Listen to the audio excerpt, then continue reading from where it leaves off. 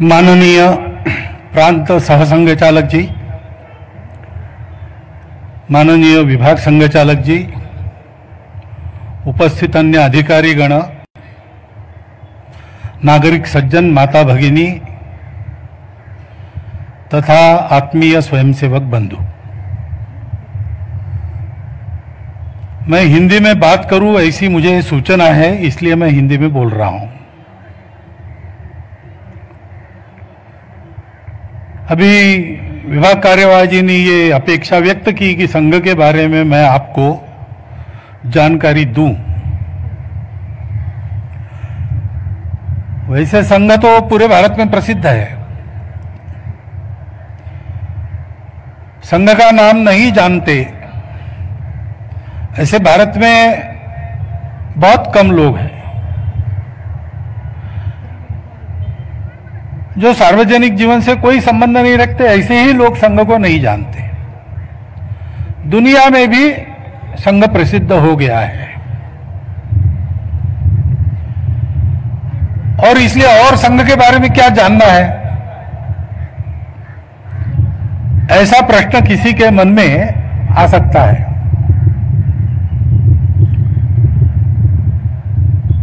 परंतु संघ का नाम मालूम होना, संघ को देखना, ये एक बात है और संघ को जानना उससे एकदम अलग बात है।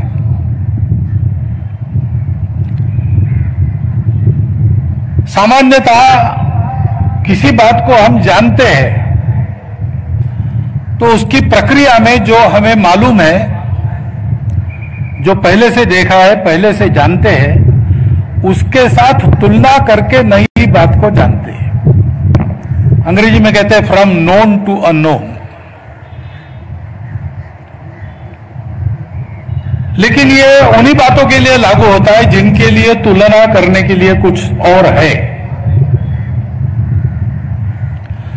नहीं तो गगनम गगनाकारम, आकाश कैसे है तो आकाश जैसा ही है।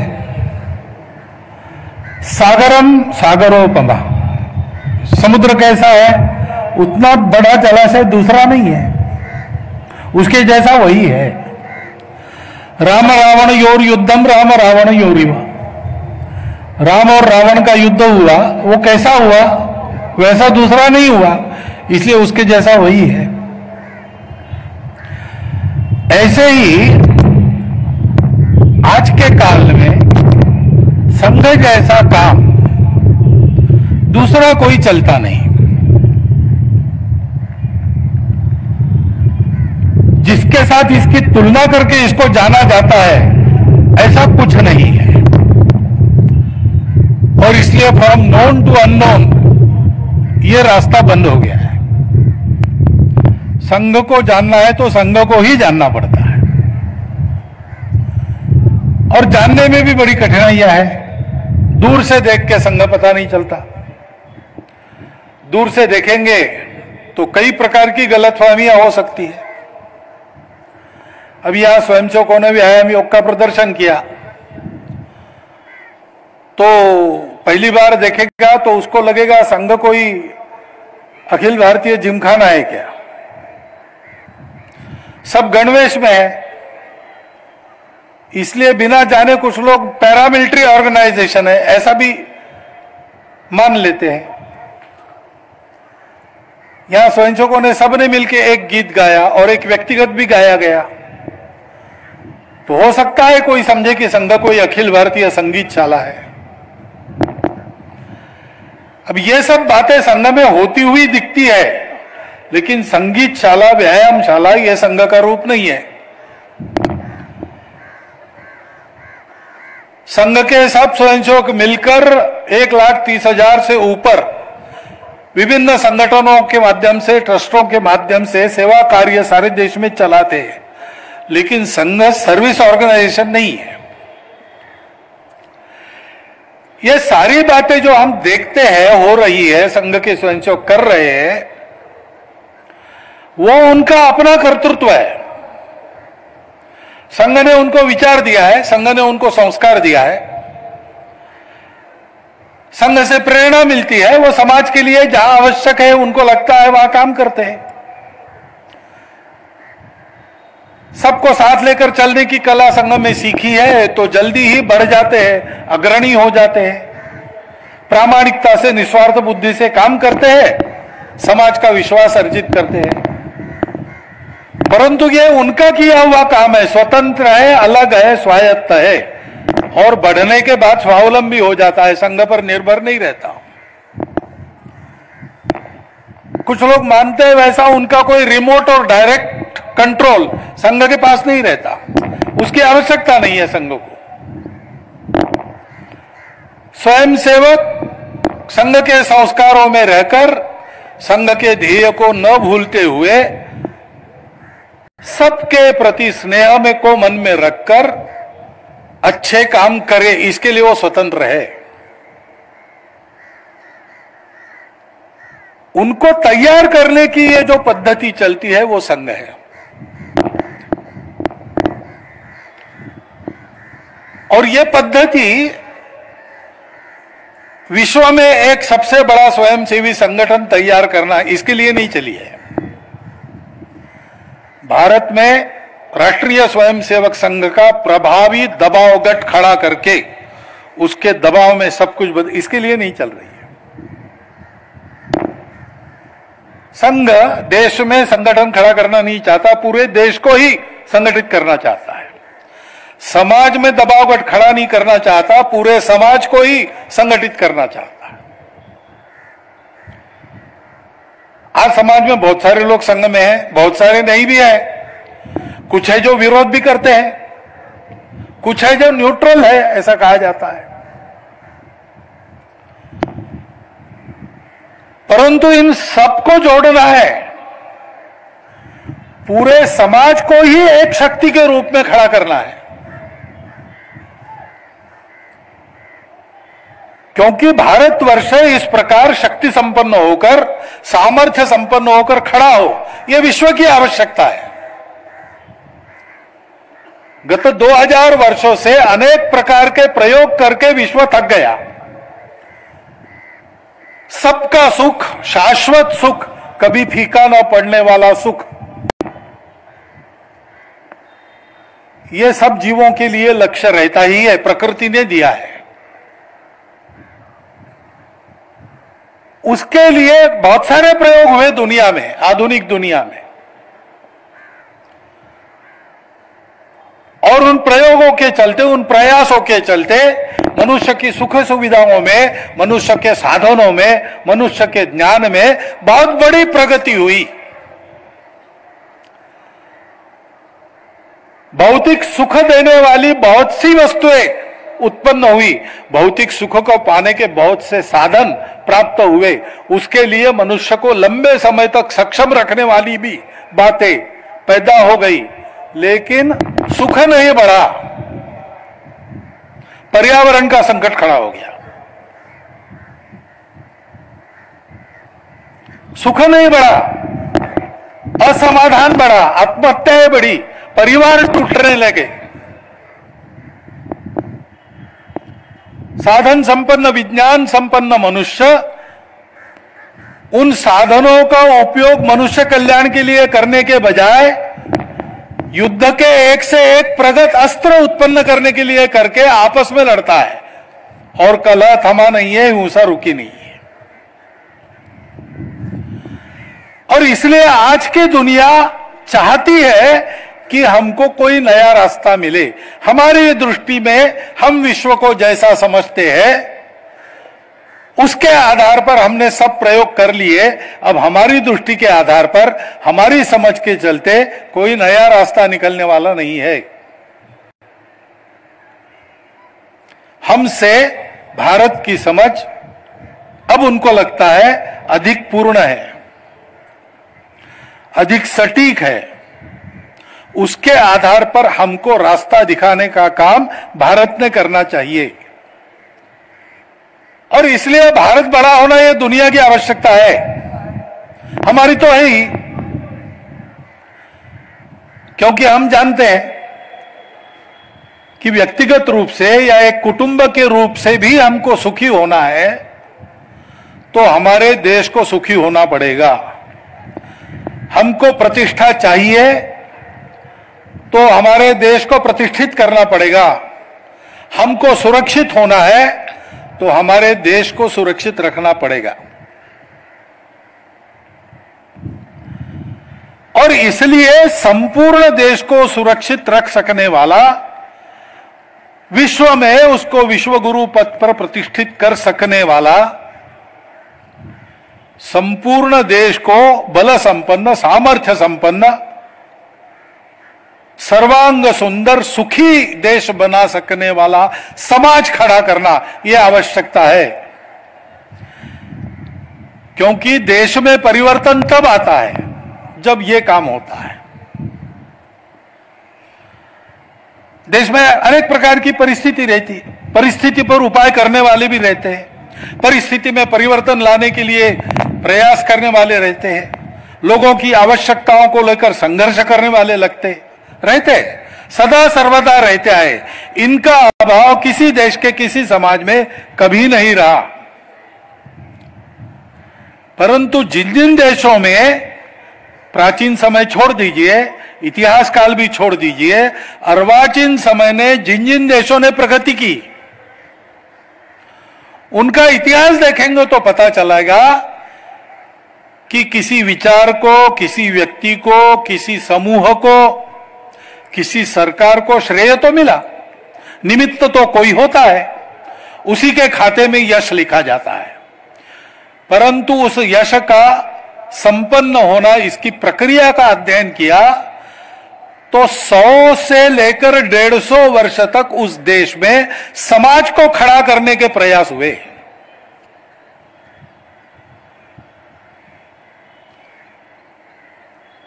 क्योंकि सारे दुखों के मूल में समाज की स्थिति रहती है। जैसा समाज है वैसे उसको नेता मिलते हैं, वो काम करते हैं। आए समाज से ही है, जितनी समाज की ऊंचाई है उतनी ही उनकी ऊंचाई है। और इसलिए संपूर्ण समाज को संगठित करना, ये सब बातों के मूल में आवश्यक उपाय है। राजा अपने नित्य क्रम में सुबह जल्दी उठ के घर में थोड़ा सा व्यायाम, राजवाड़े में थोड़ा सा व्यायाम करके बाहर निकला। और रोज का उसका नियम था घोड़े पर बैठकर रपेट करना आधा घंटा। अगले ही दिन एक नया घोड़ा लाया था, दूर से अरबस्तान से वो घोड़ा लाया गया था। पंचलक्षणी सुंदर अश्व था, बहुत सबल था। राजा उस पर बैठा, उसने एड़ी लगाई लेकिन घोड़ा हिलने को तैयार नहीं। लाख प्रयास किए, घोड़ा हिल ही नहीं रहा है, अड़ गया।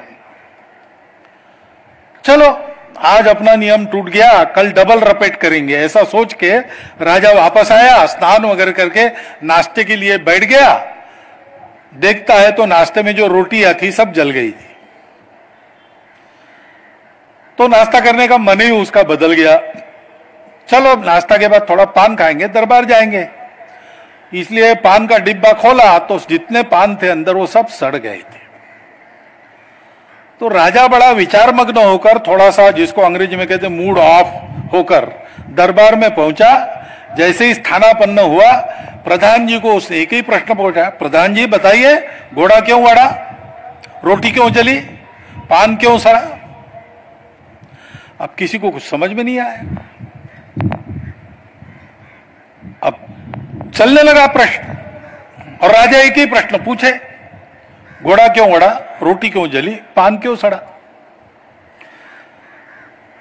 अब दरबार का काम समाप्त ही नहीं हो, इसका उत्तर ही नहीं मिले। फिर कोई एक बूढ़ा अनुभवी था राजधानी के शहर में, समझदार आदमी इसलिए प्रसिद्ध था, उसको बुला के लाया। उसने राजा का प्रश्न सुना और उसने कहा महाराज इसका उत्तर है, घुमाया नहीं इसलिए। घोड़ा अड़ता था, वह पहले उसको घुमाते हाथ को पकड़कर, जिस मैदान में रपेट करनी मैदान दिखाते, वो जब तक मैदान पता नहीं होता तब तक वो हिम्मत नहीं करता है।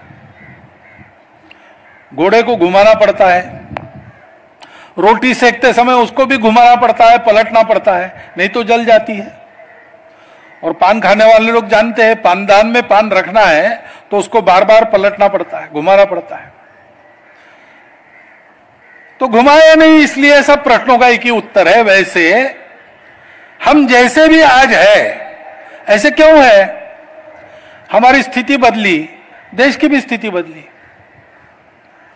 हम जागरूक नहीं थे, तब गुलाम थे, गुलामी का कोई कारण नहीं था। हम पर राज करने वालों से हमारी जनसंख्या बहुत ज्यादा थी, उनका जो विचार तत्वज्ञान है वो अधूरा था। हमारा विचार तत्वज्ञान पूर्ण है और हमारे तत्वज्ञान को प्रत्यक्ष साक्षात करने वाले हमारे पास लोग हैं, अन्य लोगों के पास नहीं है। एक से एक बुद्धिमान लोग, बलशाली लोग, धनवान लोग तब भी हमारे पास थे, उसके पहले भी थे, आज भी है, कल भी रहेंगे।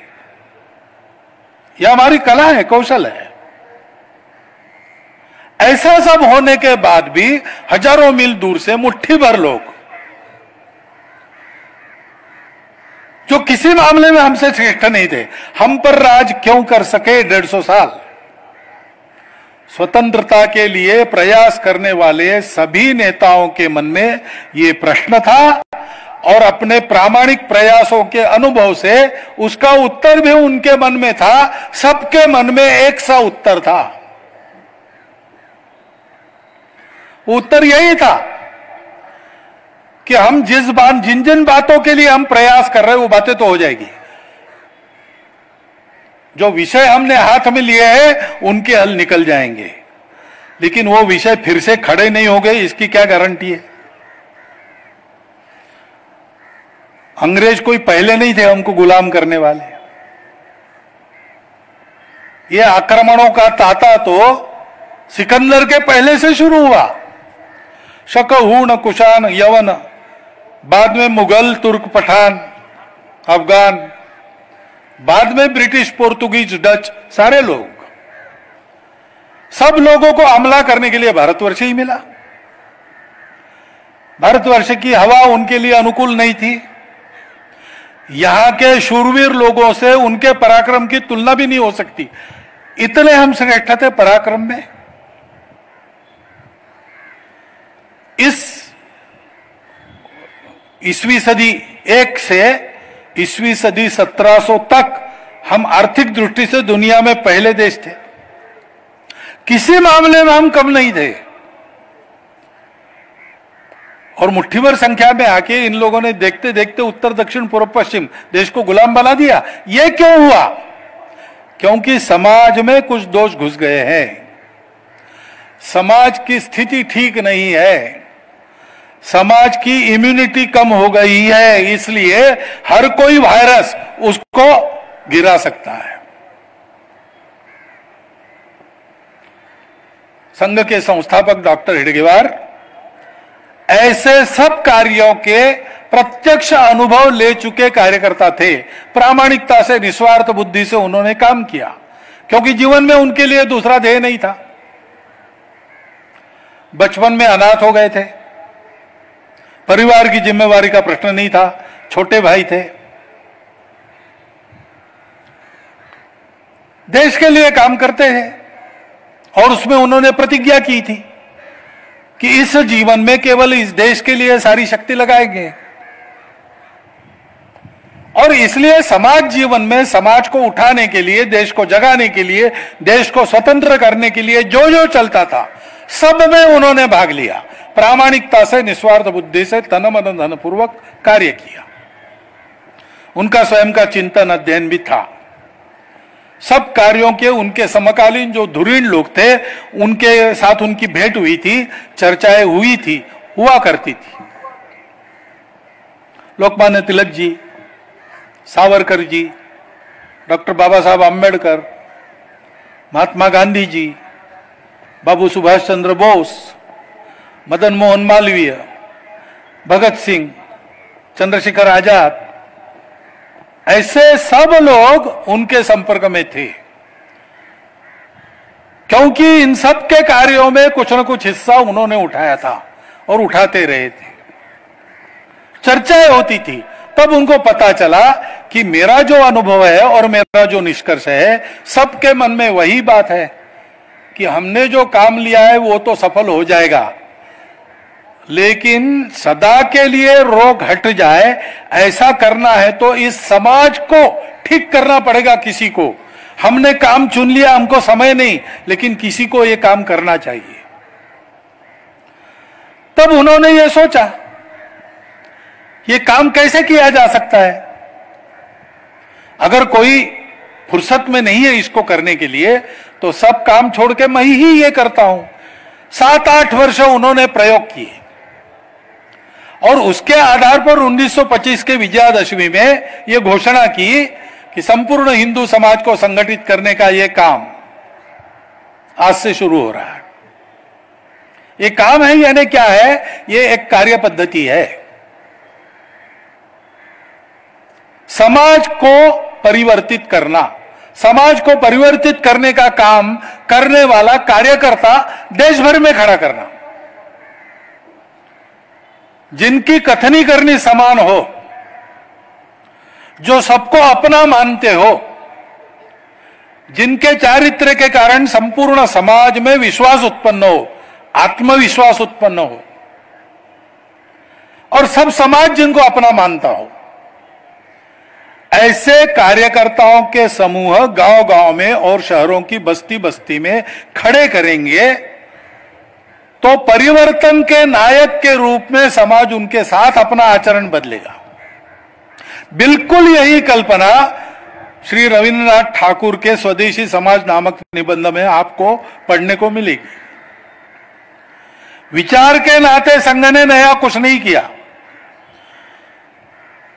युगानुयुग से चलती अपनी सनातन परंपरा में अभी तक जितने विचार प्रयोग हुए वो सब देखकर, उन सब से लेकर यदि कोई कमी किसी में हो तो उसको निकालकर एक युगानुकूल पद्धति समाज को संगठित करने की खोजी, उसका प्रयोग चल रहा है। 97 साल पूरे हो रहे हैं। उसका नाम राष्ट्रीय स्वयंसेवक संघ है, क्योंकि यह आदत करने का काम है, रोज करना पड़ता है। सब भूलो, शाखा में आओ, शाखा में आके क्या करो, यही जो कार्यक्रम आपने देखे, दिखने में तो कुछ बड़े महत्वपूर्ण वगैरह लगते नहीं। हाथ बाजू करो, हाथ ऊपर करो, फिर से बाजू करो, नीचे करो। कौन सा समाज परिवर्तन भाई? इसमें क्या राष्ट्र का क्या होने वाला है? क्या इस हाथ की हवा लगकर कुछ होने वाला है? विश्वास ही नहीं था लोगों को। ये देखकर वो कहते थे कि डॉक्टर हेडगेवार इतने ज्वलंतजाल नेता सब कुछ त्याग करके देश के लिए खड़े हुए थे, ये पागल हो गए। छोटे बच्चों को लेकर और कौन से काम में लगे समझ में नहीं आता। आज इस बात को कोई नहीं करता, क्योंकि ये हाथ हिलाने से क्या हुआ है वो आज प्रत्यक्ष है। स्वयंसेवक जो कर रहे हैं वो समाज देख रहा है, क्योंकि जो काम करना है वो बड़ा महत्वपूर्ण काम है, वैसे ही बड़ा कठिन काम है। इस देश के लिए हमको काम करना है, तो ये देश क्या है इसकी स्पष्ट समझ चाहिए। ये हमारा भारत है, ये कब से आया स्पष्ट नहीं है। कुछ लोग कहेंगे 1947 के बाद हमारा देश बना, क्योंकि उन्होंने यही देखा है कि एक सरकार होती है तो एक देश होता है। उन्होंने कभी अनेक सत्ताएं एक ही देश में, ऐसा देश ही देखा नहीं, दुनिया ने नहीं देखा है। दुनिया में राष्ट्र कहने से नेशन स्टेट ऐसा ही मानते हैं। जब तक स्टेट है तब तक नेशन है। नेशन ये उत्पत्ति है स्टेट की। हमारे यहां अलग है, पहले से अलग है। हमारे यहां राष्ट्र का प्रमुख घटक है जनपदवती भूमि, यानी ऐसा समाज जिनके सामने समान उद्देश्य है और वो किसी एक भूमि से अपना नाता मानते हो, उस भूमि पर रहने वाले परंपरा से।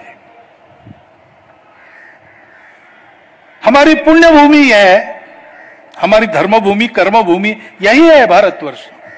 हमको दूसरा देश नहीं है, ये हमारा है और सदियों से हम इसको मातृभूमि मान रहे हैं,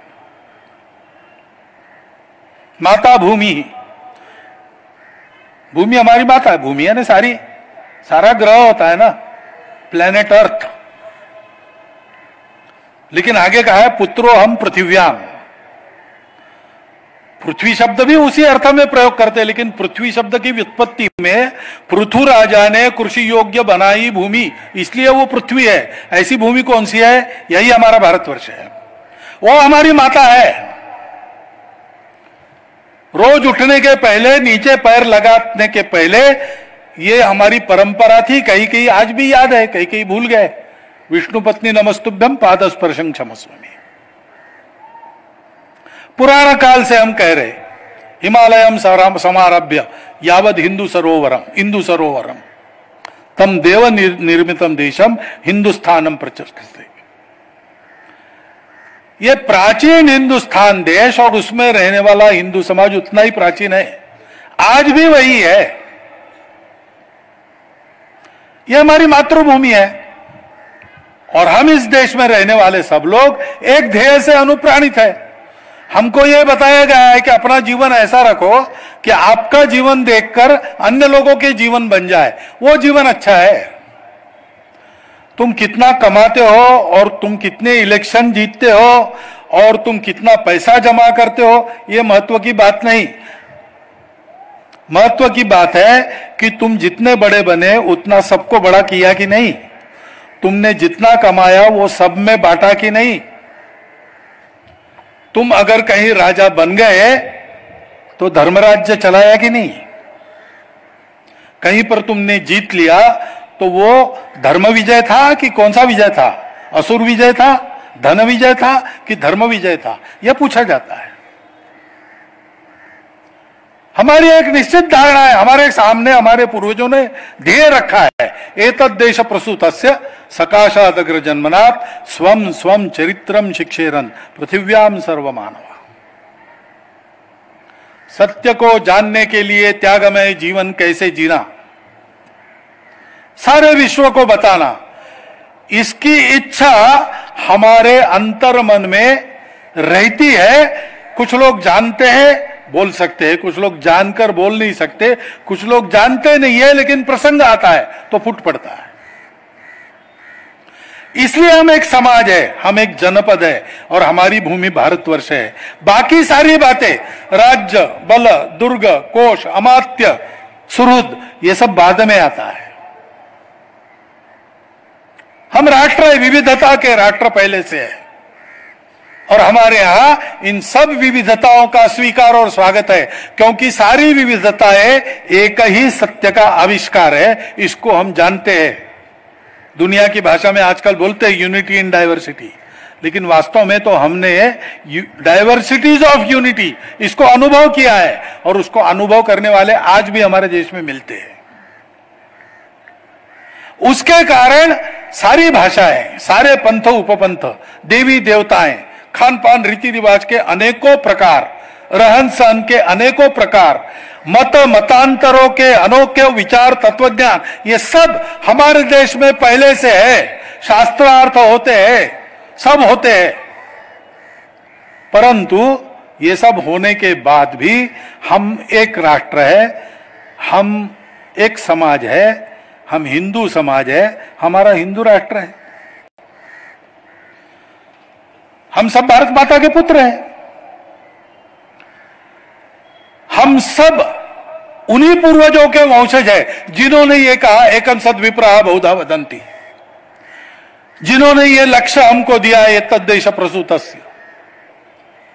कोई भी हमारे देश में रहने वाला दूसरा नहीं है। 40,000 वर्षों से हमारा डीएनए एक है।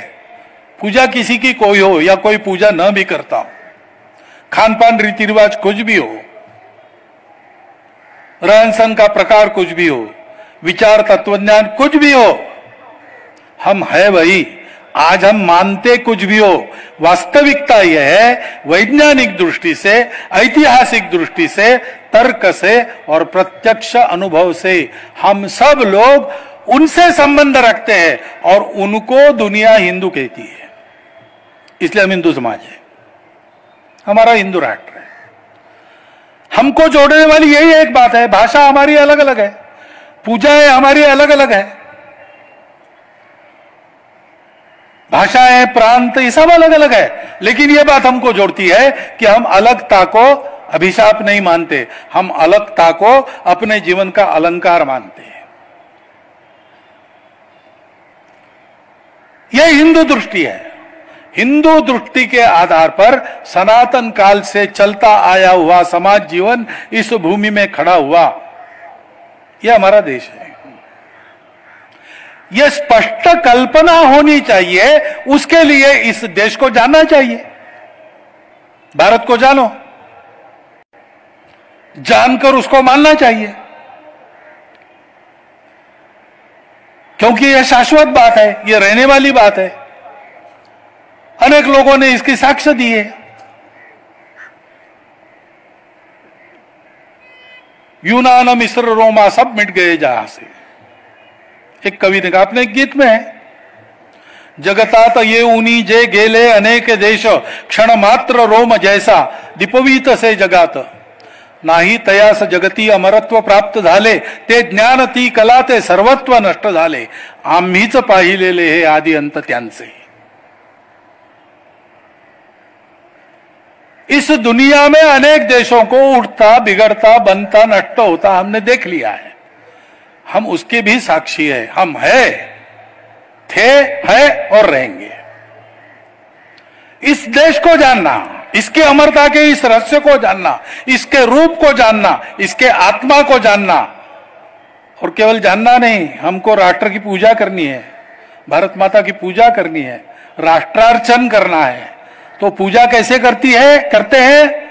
पत्र फल पुष्प वगैरह उपचार है। वास्तविक पूजा वो होती है जिसकी पूजा करना वैसे बनो। तो भारत को जानो, भारत को मानो, भारत के बनो। हमारी यह दृष्टि होनी चाहिए। भारत की सब भाषाएं हमारी भाषा है। भारत के सब प्रकार के लोग मेरे अपने हैं।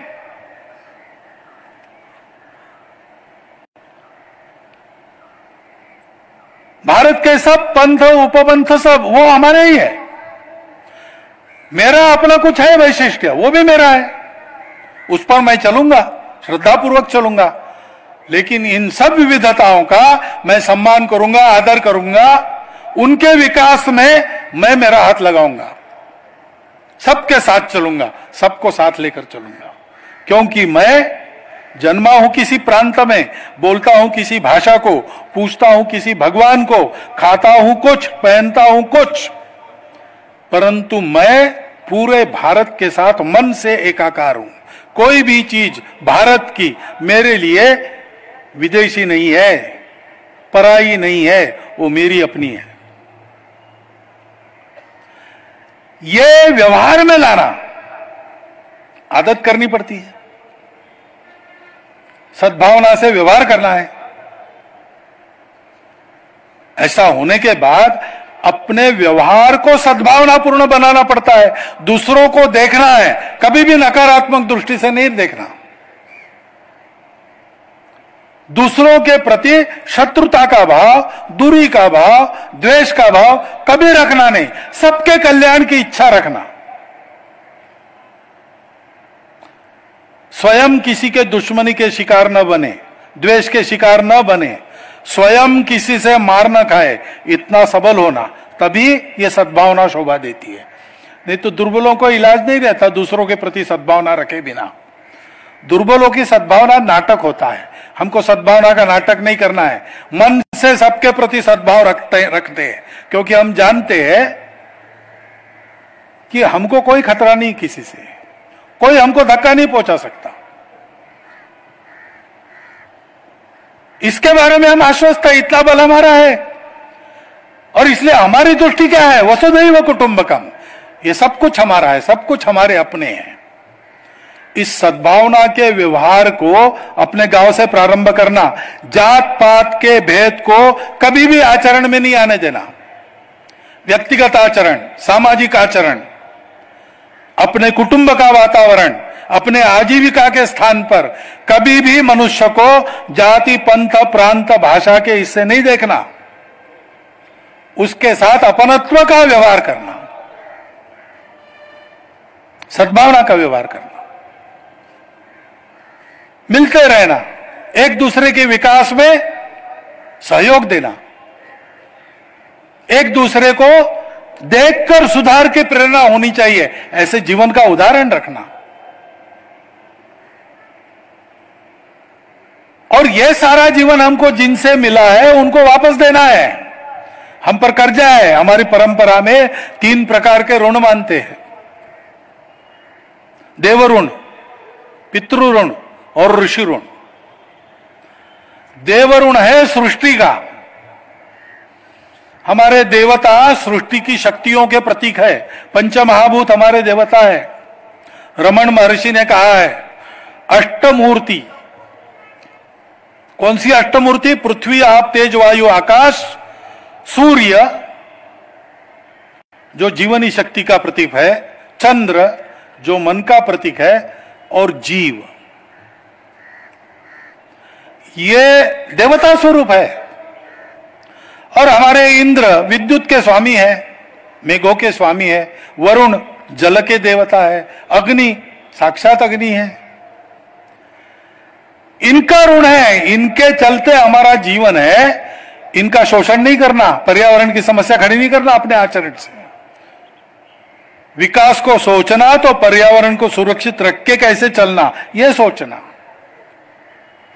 ये पंच महाभूत सबके लिए बने हैं। हमारा आचरण पर्यावरण मित्रता का हो। मेरा, मेरे कुटुंब का, मेरा सामाजिक आचरण, मेरा आजीविका के क्षेत्र में आचरण, तो उसके परिणाम से धीरे धीरे समाज का आचरण बदलेगा।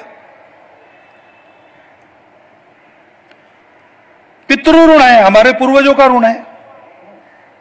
उन्होंने त्याग बलिदान किया, अपना पसीना खून बहाया, तब हम अपने संस्कारों को सुरक्षित रख सके। उनके स्मारकों का जतन करना, उनके स्मरण का जतन करना, उनके आचरण को अपने आचरण से आगे बढ़ाना, उनके आदर्शों का अनुकरण करना। फैशनेबल लोगों का अनुकरण नहीं करना। फैशनेबल लोगों में भी अच्छे लोग हो सकते हैं। हम अच्छा ही देखें, अपने मूल्यों के कसौटी पर अच्छा आचरण कैसा होता है। हमारे यहां परंपरा चली है, आज भी उसके जीवंत तो उदाहरण हमारे मूल्यों के है। बहुत लोग हैं जो त्याग करते हैं समाज के लिए। बहुत लोग हैं जो स्वदेशी, स्वभाषा, स्वभूषा पर अटल रहकर और समाज को आगे बढ़ाते हैं। हमारे चारों ओर जीवन तो उदाहरण है। हमारी इतनी लंबी परंपरा है, उसको जानना, उसका अनुकरण करना। और ऋषि ऋण है। ज्ञानी लोगों ने हमारे लिए ज्ञान का खजाना दिया है। चतुर्वेदा पुराणानि सर्वोपनिषदस्तथा रामायणम भारतम च गीता सद्दर्शनानि च जैनागमाः त्रिपिटका गुरुग्रंथ सतांगिरा एष ज्ञान निधि श्रेष्ठ। पूरे जीवन का तत्व ज्ञान, ज्ञान विज्ञान सहित हमारे सामने है। इस हमारी संपदा का जतन, स्मरण, उसको बढ़ाना, ये करना है। ऋणमोचन का काम तीसरा काम है। और ऐसा करने के लिए जीवन को एक अनुशासन में बांधना, अपनी परंपरा के मूल्यों का अनुशासन है। साथ साथ अपने देश ने सर्वसहमति से मान्य किए संविधान का अनुशासन है। अब हम परकीय राज्य में नहीं है, हम अपने राज्य में हैं। तो हमारे आचरण में संयम कैसा होना चाहिए, कानून व्यवस्था नियम का पालन कैसे करना चाहिए, हमारा उदाहरण होना चाहिए। ये 4 काम है जो करने से देश बड़ा होगा। ये सबको करने पड़ेंगे तो इसकी आदत करनी पड़ेगी। क्योंकि सारे काम बुद्धि से मान्य होते हैं, मन से भी मान्य होते हैं, लेकिन करने में आदत के कारण आदमी चूक जाता। किस्सा बताते ऐसा, एक आदमी जा रहा है, उसका मित्र सामने से आता है, पूछता है कहां जा रहे हो? उसने कहा बस जीवन से थक गया, मैं मरने जा रहा हूं, अभी ट्रेन जाएगी उस ट्रैक से, वहां मैं सोने वाला हूं, टुकड़े हो जाएंगे मेरे, छूट जाऊंगा दुनिया से। अरे भाई ऐसा क्यों कर? नहीं मुझे मत समझाओ, तुम मेरे मित्र हो, मेरे निश्चय के आड़े मत आओ, मैं मरने वाला हूं, कोई मुझे परावृत्त नहीं कर सकता, अब मैं मरूंगा ही मरूंगा। अच्छा मरोगे? ये डिब्बा क्यों ले जा रहे हो? तो इसमें भोजन है, तुम मरने जा रहे हो ना? हाँ, तो डिब्बा क्यों लिया? तो ट्रेन लेट हो गई, क्या भूखा रहूंगा क्या? इन्हें मरने जा रहा है लेकिन 11 बजे भूख लगती है, ये आदत है। किस्सा तो कल्पित है, तो आप जाने ही गए, परंतु बोध उसका कल्पित नहीं है। आदत से मनुष्य काम करता है। अच्छे बातों की भी आदत लगानी पड़ती है, अनुकूल बातों को भी आदत लगानी पड़ती है। और इसलिए 1 घंटा शाखा में आओ, बाकी सब भूल जाओ, अपनी आदतें ठीक करो। एक बार आदतें ठीक हो गई कि ठीक हो गई, ऐसा नहीं होता है, आदतों को ठीक रखना भी पड़ता है। इसलिए इस 1 घंटे की साधना अपने जीवन में रोज की दिनचर्या का अंग बनाना, ये अपनी साधना है, ये संघ की साधना है। इसको संघ समाज की साधना बनाना चाहता है। घर से बाहर निकलो, अपने देश के बंधुओं के साथ वो कौन है, कहां से आते हैं, कहां जन्मे, कुछ विचार मत करो। कितना कमाते हैं, अमीर है कि गरीब, कुछ मत विचार करो। समाज में मेरे जैसे प्रतिष्ठित है कि ऊंचे है कि हल्के, कुछ विचार मत, वो मेरे अपने भाई है। उनके साथ मातृभूमि के धूल में लोटपोट होते हुए खेल खेलो, मातृभूमि के भक्ति के गान गाओ, पूर्वजों के पराक्रमी कथाओं को सुनकर अपने शरीर में वीर व्रत का संचार करवाओ और भारत माता की प्रार्थना करो। रोज करना 1 घंटे का व्यायाम। शरीर मन बुद्धि देश के कार्य के लिए तैयार होती है। एक स्थिति पर पहुंचने के बाद उसको वैसा ही रखा तो सदैव कितने भी मोह आकर्षण स्वार्थ प्राप्त हो जाए, मनुष्य अडिग होकर अपने ध्येय पथ पर चल सकता है। ये संघ है, ये सबको करना है। 1 घंटे की साधना करना और फिर अपने जीवन में समाज की आवश्यकता को पूर्ण करने वाला या समाज के अभाव को दूर करने वाला या समाज की त्रुटियों में सुधार लाने वाला कोई एक काम चुनना और उस काम को प्रामाणिकता से, निस्वार्थ बुद्धि से, तन मन धन पूर्वक करना। उस काम को भुनाने की कभी नहीं सोचना, बहुत सेवा की अब मुझे वोट दो, ऐसा नहीं कहना। उसके लिए काम नहीं है। संघ में स्वयं सेवक बहुत कुछ करते हैं, समाज के लिए भी करते हैं, संघ के लिए भी करते हैं। उनको थैंक यू भी नहीं बोलते, धन्यवाद भी नहीं बोलते। अगर कोई स्वयंसेवक बैठक में मुझे पूछता है, मैं संघ में आया हूं, मुझे क्या मिलेगा? मैं कहता हूं कुछ नहीं मिलेगा।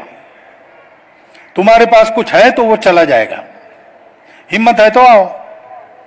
संघ स्वयं को बर्बाद करने का काम है, देश को आबाद करने का काम है।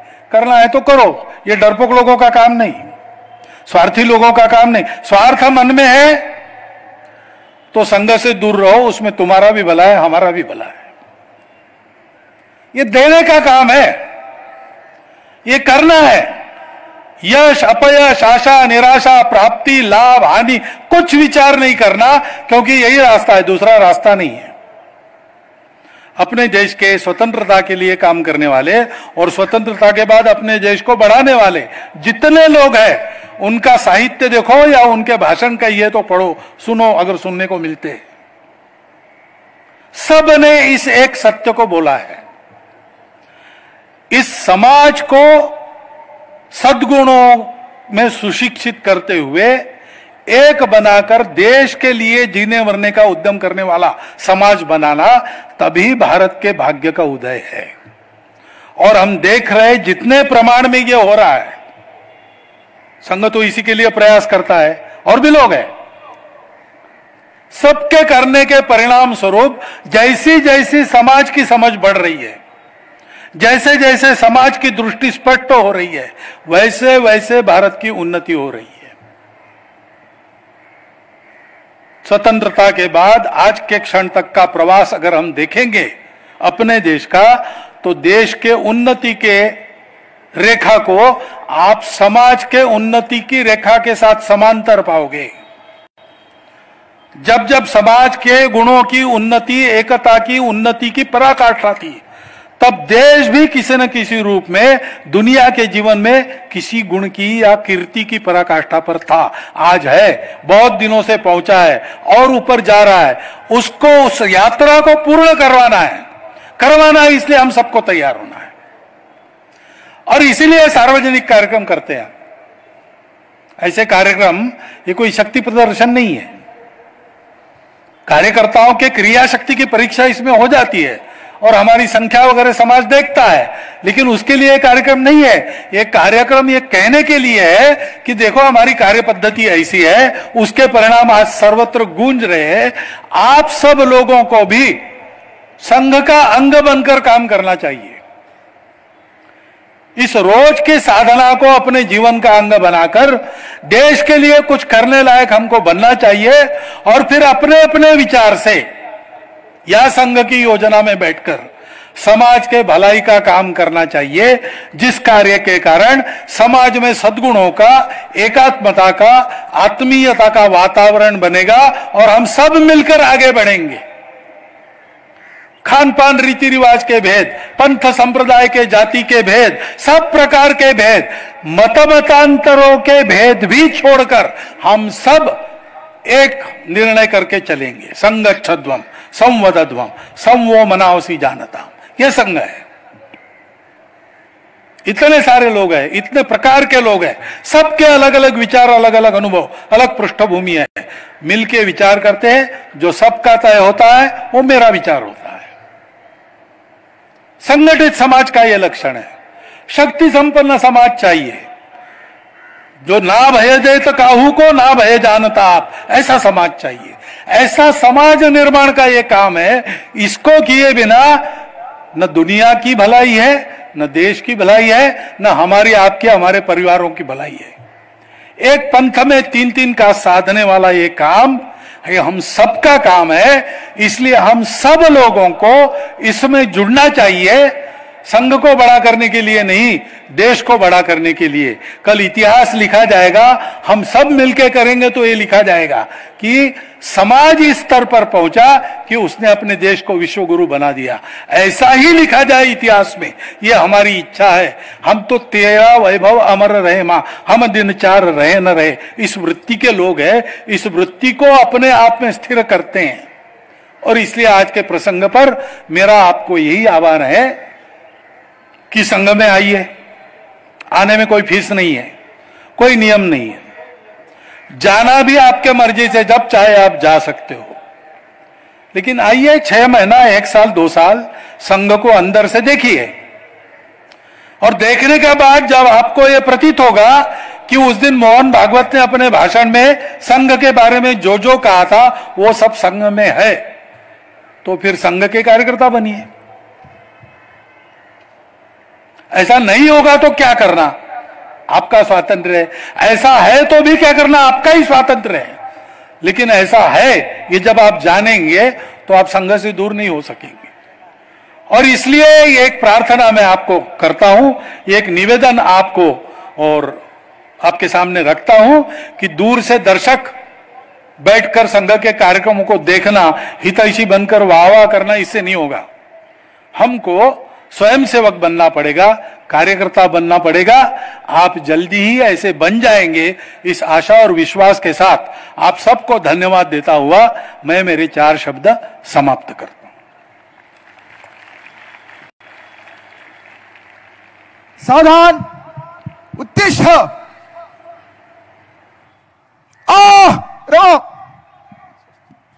स्वस्थ।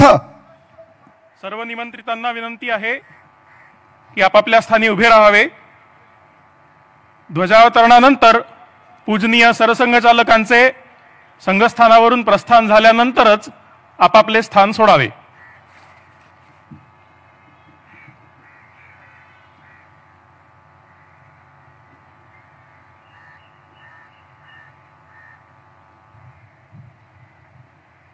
सिंह दक्ष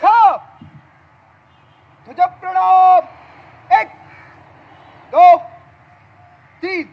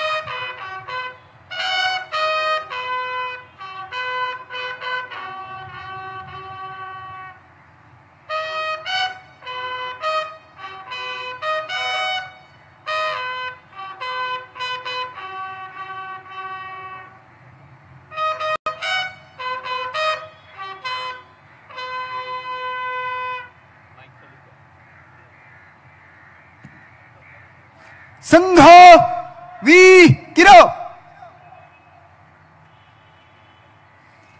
वाम वृत आरव स्वस्थ